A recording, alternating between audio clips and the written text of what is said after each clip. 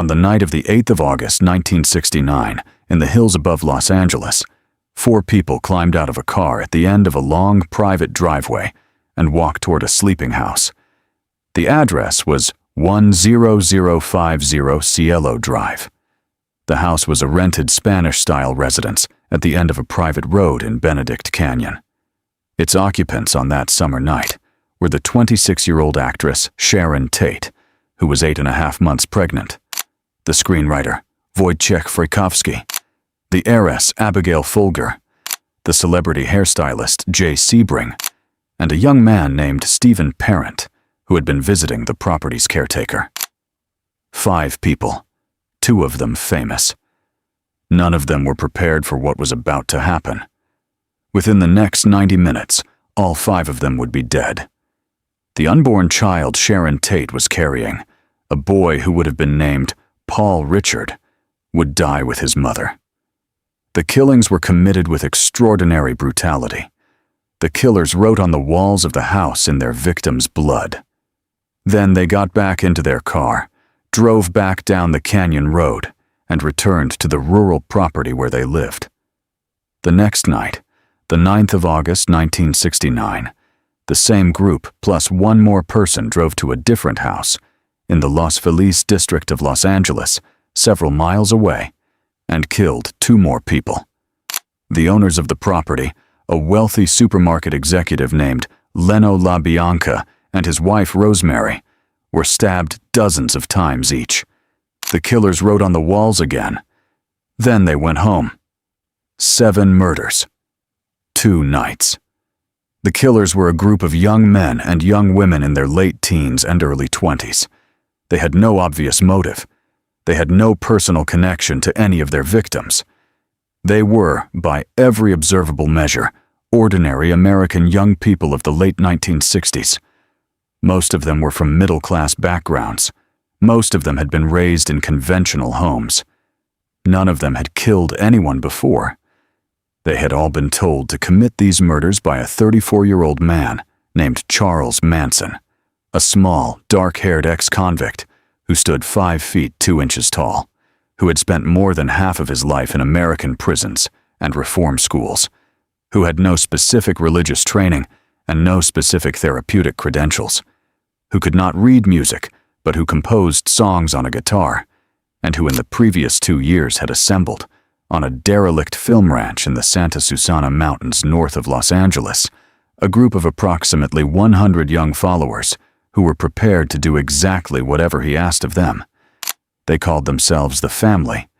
He told them, for reasons he could not coherently explain, that combined biblical prophecy, the Book of Revelation, and a particular hallucinatory reading of the Beatles' White Album, that an apocalyptic race war was about to begin in America, that they would survive it by hiding in a bottomless pit under Death Valley, and that he would emerge from the chaos as the leader of the world that came after. He had told them this for months. They had believed him. The murders at Cielo Drive and at the LaBianca home, in his thinking, were intended to start that race war. The race war did not begin. The murders did not produce what Manson believed they would produce, but they did produce something else. They became, in the years that followed, one of the most studied crime cases of the 20th century, and they marked, in the careful assessment of most cultural historians of post-war America, the symbolic end of the 1960s counterculture. The hopeful peace and love mythology of the previous decade did not survive what had happened in those 2 houses. How does a 5'2" career criminal, with no formal authority, no money, and no specific ideological training, assemble a group of approximately 100 middle-class young Americans and convince them to commit murder for him? How does that man, born to a 16-year-old mother, raised in foster homes and juvenile prisons, declared by his own court-appointed psychologist as a young man to be the kind of person who would never be capable of leading anything, become one of the most internationally recognized symbols of evil in the 20th century? How do the killings he ordered become, almost immediately, the cultural moment that closes one of the most studied decades in modern American history. And how does he then spend the next 48 years of his life in prison, dying in 2017, still receiving fan mail, still corresponded with by women who believed they would marry him, his face still appearing on t-shirts, in cities he never visited? This is the story of Charles Manson, career criminal, cult leader, mass murderer by proxy, and one of the more disturbing case studies in the modern history of American violence. Charles Mills Maddox, who would, after his mother's brief marriage to a man named William Manson, take the surname under which he would become famous, was born in a charity hospital in Cincinnati, Ohio, on the 12th of November, 1934. His mother, Kathleen Maddox, was 16 years old at the time of his birth. She had run away from her own family in Kentucky and was supporting herself in Cincinnati through casual sex work and small-time petty crime. She was an alcoholic by the age of 15. The man recorded on the birth certificate as Charles's father, Walker Henderson Scott Sr., was a married man with no involvement in his son's life. He filed a paternity suit successfully against him for child support, which Scott never paid in any meaningful amount. Charles never met him. The first years of Charles's life were spent in a kind of itinerant chaos. Kathleen moved between Ohio, Kentucky, and West Virginia, sometimes leaving the infant Charles with relatives for weeks at a time. She drank heavily, according to family stories Charles would tell, some of which have been partly verified and some of which have not. She once sold him to a childless waitress at a cafe for a pitcher of beer. An uncle apparently retrieved him several days later. Whether the sale literally happened, or whether the story is the kind of bleak family legend that surrounds genuinely neglectful early childhoods, it tells us something about the kind of household he was growing up in. In August 1939, when Charles was 4 years old, Kathleen and her brother Luther held up a service station with a Coca-Cola bottle, hitting the attendant over the head and stealing approximately $35. They were arrested within days.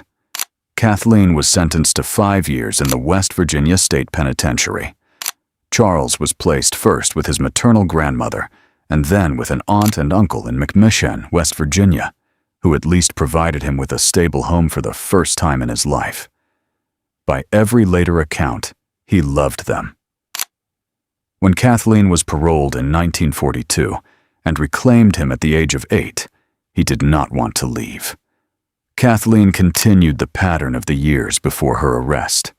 There were boyfriends, there was drinking, there were periodic disappearances. By the time Charles was 9, he had begun stealing from local shops. By 12, he had been placed in his first juvenile reform institution, a Catholic boys' home in Indianapolis called Gibeau, after his mother had attempted unsuccessfully to give him up to the state. He escaped from Gibeau repeatedly. He was transferred to a series of progressively more secure juvenile facilities, including the Indiana Boys' School, which in the 1940s was effectively a juvenile prison with very serious internal violence. What happened to Charles inside those institutions was, by the documented standards of mid-20th century American juvenile reformatories, severe. He was repeatedly raped by older boys. He was beaten by guards. He learned, very young, that survival in the system required projecting a personality that could attract protection from people stronger than him. He learned to manipulate. He learned to read what specific kinds of authority figures wanted to hear and to provide it. None of this excuses what he later did. All of it is necessary context for what he became. By his late teens, Charles had transitioned from juvenile reformatories into the adult American federal prison system. The transition was almost seamless. He stole cars, drove them across state lines, and was arrested on federal interstate transport charges. He was convicted of pimping, fraud, and assault. By the time he was 32 years old in 1967, he had spent more than half of his life in some form of institutional confinement. He had been formally classified, at multiple points by multiple psychological evaluators, as antisocial and as suffering from a severe lack of empathy. One evaluator in 1955 had written that Charles seemed to find the institutional environment more comfortable than the outside world. He had spent so much of his youth in prison that he no longer functioned adequately outside it. In 1955, at the age of 21, he married a hospital waitress named Rosalie Jean Willis. They had a son, Charles Manson Jr., in 1956. Rosalie filed for divorce while Charles was serving a sentence at Terminal Island in Los Angeles for car theft. He never had a meaningful relationship with the son, who would decades later change his name to Jay White and would commit suicide in 1993. The trauma of being the public son of Charles Manson having destroyed him. It was during the prison years of the 1960s that Charles, in the way of many long-term inmates, began acquiring a series of self-taught skills that he would later weaponize. The Summer of Love. Charles Manson walked out of Terminal Island in March 1967 and traveled north to San Francisco. He could not have arrived in a better place or at a better time for what he was about to do. San Francisco in the spring of 1967 was, by careful historical assessment, the absolute peak of the American counterculture. Tens of thousands of young people, most of them between 16 and 23 years old, most of them from middle-class backgrounds in other parts of the country, most of them in the middle of personal crises about identity, family, and authority, were arriving in the Haight-Ashbury neighborhood, the unofficial capital of the new culture, in the months that would become known as the Summer of Love. The Haight-Ashbury of 1967 had several characteristics that made it unique in American urban history. It was full of young people with broken or disordered relationships with their biological families. It had unlimited supply of psychedelic drugs, particularly LSD, which was still legal in California for some of that summer. It had a vague, pervasive ideology of free love and the dissolution of bourgeois social structures. It had almost no institutional adult supervision, no parents, no teachers, no clergy, no functioning legal authority for the everyday social problems of the neighborhood. It was, in the assessment of cult researchers who would later study Manson's methods, the most fertile recruiting ground for a charismatic predator that had existed in modern American history. Charles began collecting followers almost immediately. His method, which has been studied in detail by cult psychologists and former family members in the decades since, combined several specific techniques. He played the guitar in public places and used the music as a way of initiating conversations with young women. He provided LSD generously to anyone who would spend time with him, using the drug-induced state of psychological openness to deliver, hour after hour, a particular set of ideas about how the world worked. He paid intense personal attention to young people who had felt invisible. He told them they were special. He told them their parents had not understood them. He told them he understood. He told them he loved them. The first follower he acquired, in the spring of 1967, was a 23-year-old graduate student in social welfare at the University of California, Berkeley, named Mary Bruner. She was, by every account, an intelligent, lonely, conventional middle-class young woman who had been bored by the absence of intensity in her life. Manson moved into her apartment. She supported him for several months. She gave birth to his son, who they named Valentine Michael Manson, in April 1968. By the time the child was born, she was one of approximately a dozen young people who had moved into a series of communal living arrangements around Charles Manson.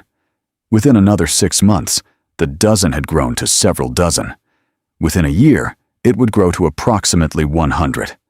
Terry Melcher, the producer who had been the family's most realistic prospect for a recording contract, eventually declined to sign Manson after meeting with him at the family's living quarters and recognizing accurately that the working environment was unsuitable for a professional recording project.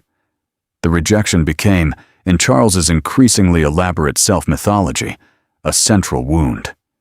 Terry Melcher had lived, until shortly before this period, at a rented house at 10,050 Cielo Drive, the house that the Manson family would later select for the August 1969 murders. The specific selection of the address was, almost certainly, connected to Charles's grievance against Melcher, though the people actually living there by August 1969 had no connection to the music producer. By late 1968, the Manson family had settled at Spawn Ranch, a 500-acre property in the Santa Susana Mountains, about 30 miles north of Los Angeles, that had once been used as a filming location for Western movies and television shows. The owner, an 80-year-old blind man named George Spahn, allowed the family to live there for free in exchange for the young women providing him with food, companionship, and some level of personal care. The arrangement, by every credible account, was deeply unhealthy for everyone involved. The family began stockpiling stolen vehicles, drugs, and increasingly, weapons. The number of permanent residents fluctuated between 30 and 100 at various points. Charles continued to consolidate his control through a combination of constant LSD, constant manipulation, calculated sexual access, and increasing punishment of any member who showed signs of independent thinking. Helter-skelter. What transformed the Manson family from a strange but mostly non-violent commune into a group of people who would commit murder was a specific ideological system that Charles developed across the late winter and spring of 1968 and 1969. He called it, eventually, Helter-Skelter, after a song on the Beatles' White Album, which had been released in November 1968. He believed, or said he believed, that the Beatles were writing personal messages to him through the album's songs. He believed that the songs contained predictions about an imminent apocalyptic race war between black and white Americans. He believed that the black population of America would win the initial phase of the war and would temporarily rule the country.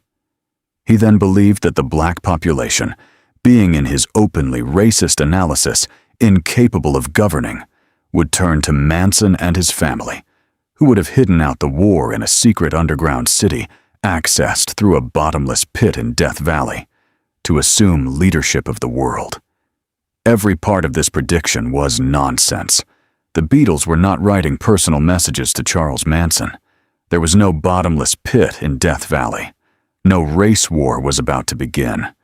Black Americans had no interest in being led by a 5'2" career criminal from Cincinnati. The helter-skelter theology was, by any rational assessment, the product of a deeply disordered mind operating on a steady diet of LSD and the unchallenged adoration of approximately 100 young followers who had been conditioned for months to accept his interpretations of reality without question. But the followers accepted it.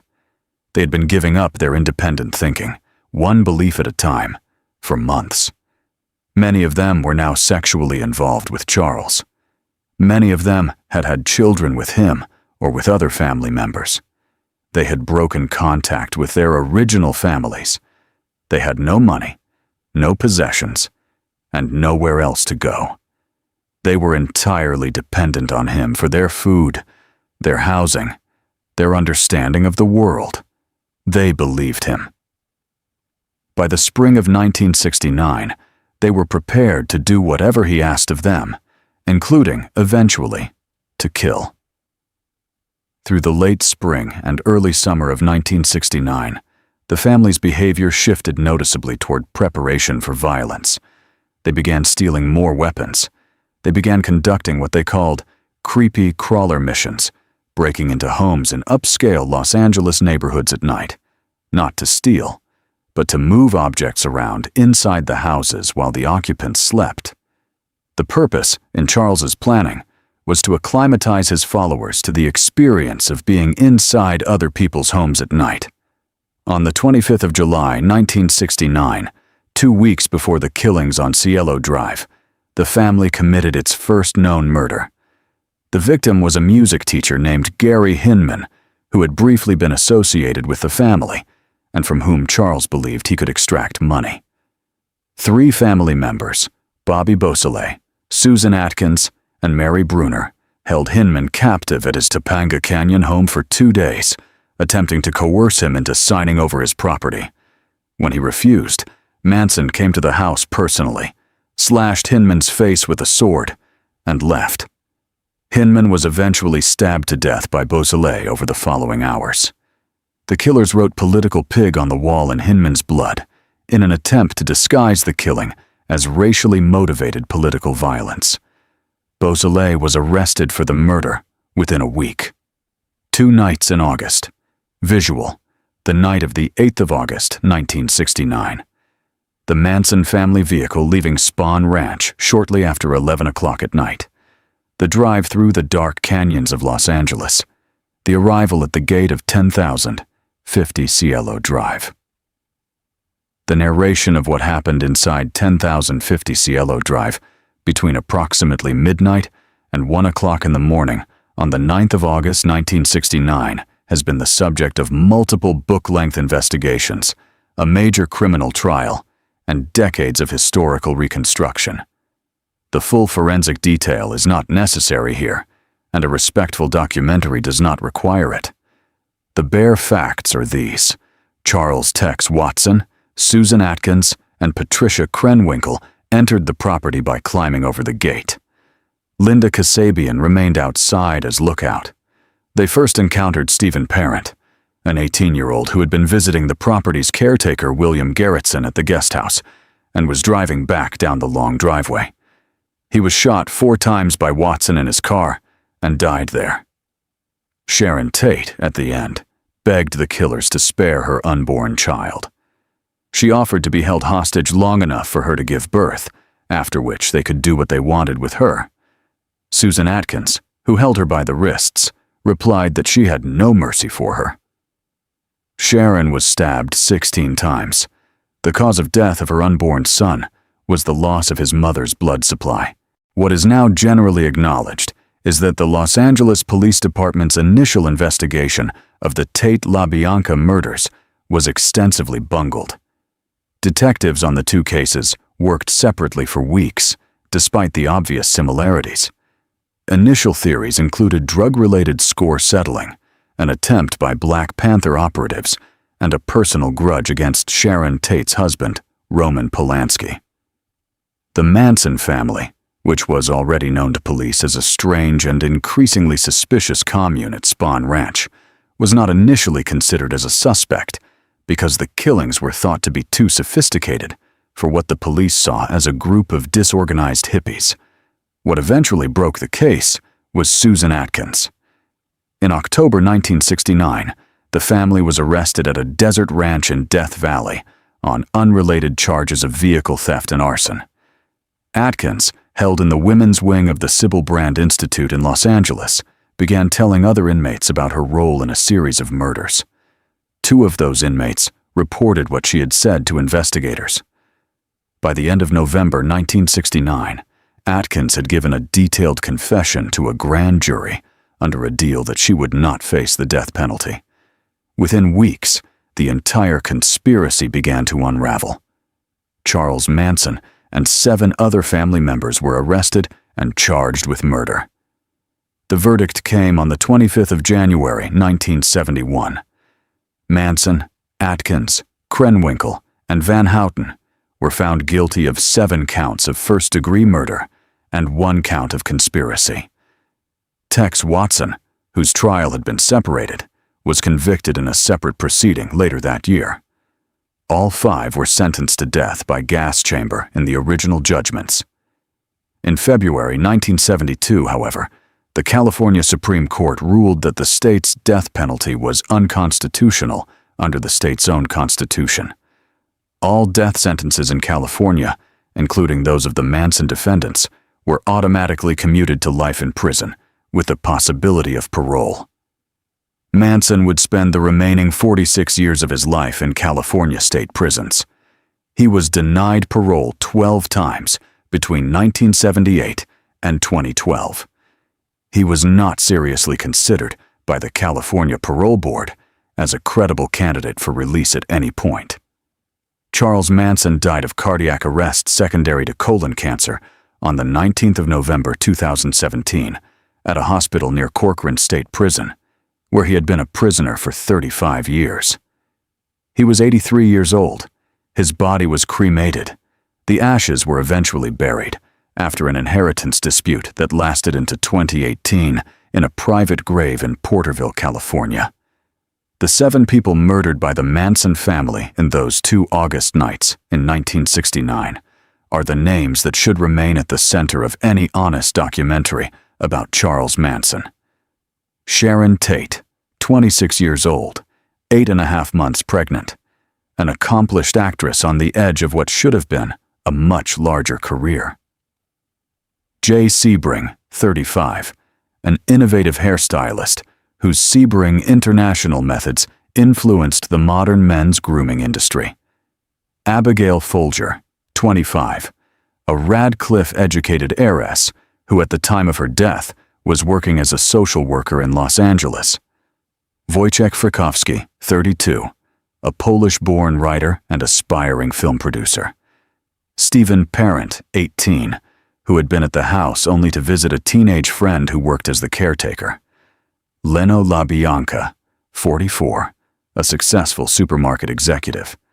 And Rosemary LaBianca, 38, a dress shop owner who had built her business from nothing through years of work. But the more important assessment of Charles Manson is the assessment cult researchers have made of his methods, because his methods have been replicated in less famous form in dozens of subsequent groups across the world. He demonstrated, with frightening clarity, that approximately 100 ordinary middle-class young people from stable American homes could be turned, within 18 months, into a group capable of committing murder for an unaccredited career criminal with no specific authority. He did it through deliberate techniques of isolation, sexual control, drug-mediated psychological manipulation, sleep deprivation, and the slow, incremental escalation of the group's conduct over time. The techniques have been studied. They are not unique to him. They have appeared in different forms in many of the other cult movements this Biographia series will examine. The lesson is not that Charles Manson was a uniquely evil human being, although the choices he made were terrible in their consequences. Thank you for watching Biographia. If this documentary kept the focus where it belongs, on the victims rather than on the killer, please subscribe. A new biography documentary is coming very soon. Leave a comment below with the historical figure you most want us to cover next. We read every single one.